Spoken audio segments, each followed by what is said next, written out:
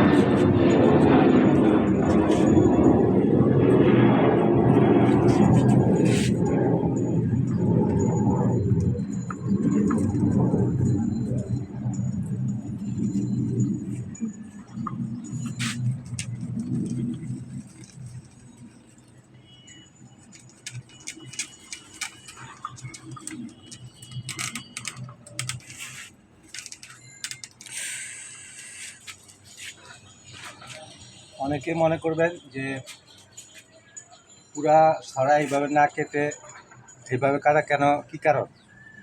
এই কয়টা কলা এখনো পাকে নাই, আর এগুলো পেকে গেছে।